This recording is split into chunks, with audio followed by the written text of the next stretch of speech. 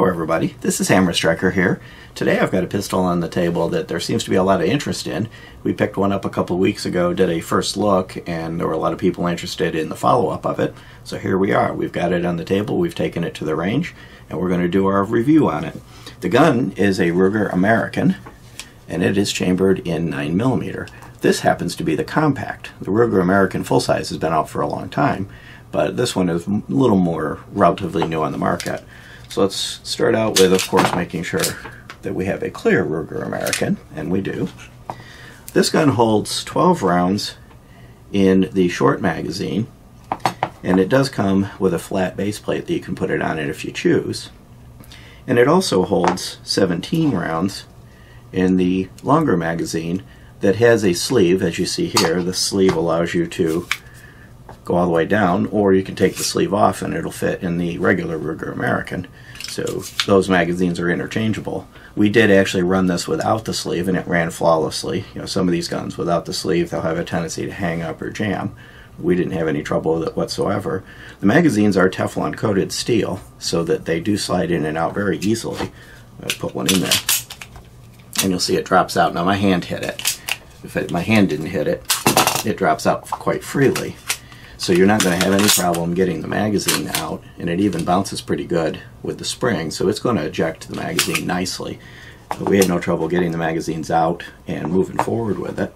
It comes with replaceable back straps. I'll put the gun down for a second. These back straps are actually kind of interesting. They've got this little keyhole shaped notch in them. And on the gun itself, you'll see there's a little head back there and a little bit of kind of a hook on it. That unlocks the back strap and allows you to take it out. It does come with the tool necessary to do it. So you can reach in there, turn the little screw, pop the back strap off, and as you can see, they kind of wrap around. Now these blocks are to keep them from curling in, so you keep the ones that you're not using at the moment, you leave the blocks in. But when you take the block out, you'll see that the back strap and the hook mechanisms to hook it on, and put the block back in for the one you're not using, just keep it in good shape. Clear a couple of these out of the way. It does come with three, the one that's installed on the gun, and a small and a large. The one that's on the gun is a medium. Overall, it seems to be a well-designed gun. The texturing is nice. It's got texturing here at the front. It doesn't have any finger grooves. The wraparound backstrap has this diamond texturing at the back. And the sides are a little bit smooth, but they're a bit contoured, so they've got a bit of a shape to them. It fits well in the hand. It's very comfortable in the hand. And I had no trouble keeping a good grip on it and keeping it on target. A couple of the other features, it comes with a Picatinny Rail. It comes with 3-slot Picatinny Rail. It comes with serrations at the rear. Now, it doesn't have serrations at the front, but it's got this little bit of a contour that you can actually get a hold of. So it's not true serrations, but it is easy to get a hold of. And the sights are actually Novak. They're both dovetailed, but they're Novak brand 3-dot sights. Very easy to see. And they've got a set screw to adjust the rear for windage. Now, one thing I will have to call out, one little disappointment we had with this, is that the rear sight was off-center. It was kicked to the left when we got the gun.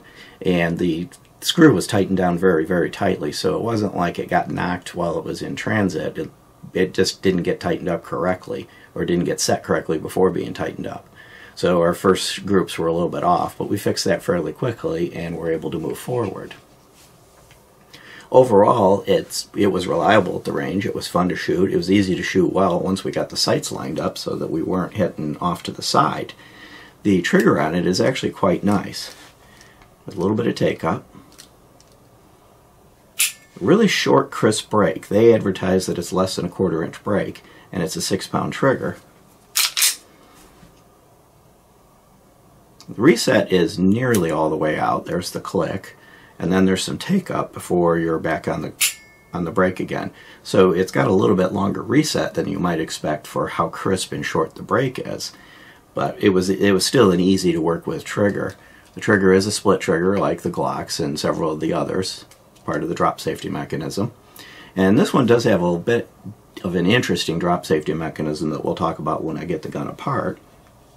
From a dimensional standpoint, it's 6.65 inches long, it's 4.48 inches tall with a flush magazine, and it's 1.40 inches thick at the widest point, which is the grip. You'll see it kind of narrows down. Now, this one is the Pro model, so it does not have an external safety. If you get the model with the external safety, it's 1.51 inches wide because the safeties stick out. But you could get it either way. The Pro model has no external safety, and the regular one has the external safety. There's a few other variations of the gun available. Well, typically Ruger, they tend to have a few different variations, and they've also got a few LEO only versions. I'm sure those will actually become available on the market. Usually they do, but they advertise them as LEO only, law enforcement only. It has a 3.55 inch barrel. It's a little bit heavier than other guns in this territory. It's 28.7 ounces. Many of the other guns that you'll find in this territory are a little bit lighter. And it does have an ambi magazine release and slide stop slide release. A lot of magazine releases on guns in this territory are reversible. This one's actually truly ambi, so that it'll work with whichever side you want to use with it. One of the other things that's going on with this gun is there is a recall on it. You'll notice this one has a silver barrel. Newer ones will have a black barrel. There is an issue with the barrels on these and high round counts hitting up in this area and eventually starting to cause some cracking. There's a recall that you send it back and they'll fix it. So if you're shopping for one of these and you see one with the silver barrel, pass it by. That way you don't have to bother with the recall. It's not necessarily that it fails early or that it's a safety issue, but it is something that will affect the longevity of the gun, and if you catch it before it's done the damage, then they'll just replace the barrel out. Otherwise, they will replace any component that has failed. So as soon as we're done with the review, we're going to send this one off. I'm not going to wait for it to start to fail. We're going to send this one off for the recall, and I'll let you know how that turns out when it comes back. That's a bit of a negative, but a lot of guns have different issues, and they've caught this one. They're going to fix it. So I'm not going to hold that against the gun. That does kind of just happen sometimes. It has a black nitride finish, so that the finish should be durable, and of course once the barrel recall's been done, it'll have a black barrel that'll match, even though this is kind of nice looking. Disassembly of this gun is actually quite easy. You lock it back, flip this lever down, which also disconnects the sear so that you don't need to pull the trigger, and that for a lot of people that is something that they like, not having to pull the trigger. It has a dual recoil spring, similar to many of the guns in this territory. And then you've got the barrel. The barrel is well machined. It has a semi-polished feed ramp, and it's a 6-row rifling. Go ahead and put my light in it so you can see in there. It is conventional rifling. Everything's well machined on it, which is very typical of Ruger. This is the area that's involved in the recall. This is the part that hits and starts to cause a problem. The slide itself is well machined and actually quite simple. Now, one thing that you will notice that's missing is there's no piston in there for a drop safety. They do advertise this as a drop safe weapon, and it does have a drop safety, but it's not in the slide, it's in the fire control group. And it's actually a bit of an interesting setup. So you'll see that there's nice solid front rails, nice long solid front rails right along here, and the rear rails are also pretty robust, nice length of them, but you'll see the fire control group is actually rather complicated. I'm going to flip this back up to re-engage the fire control group. This component right here is part of the sear, and you'll see that I can't push it all the way down. It's kind of hard to tell there. I can't push it all the way down because this is in the way. When you pull the trigger, it lifts that up and allows the sear mechanism to actually drop down. So the fire control group, the sear, and the drop safety are all integrated. I have no reason to believe it won't be effective. I prefer personally to have the drop safety and this fire control group independent of each other. It's like having a bank teller also be your guard. Yeah, you give the bank teller a gun and they can guard the money, but it's better to have the bank teller focus on counting and the guard focus on guarding. So, I don't have any reason to say it won't work, but it wouldn't be my preference to have that type of a design. And there's other guns that I've seen where have interesting designs for the drop safeties that could potentially work, but it's nice to see the two separate components. Other than that, everything is well machined and well done. Now, reassembly, there's only one quirk with this.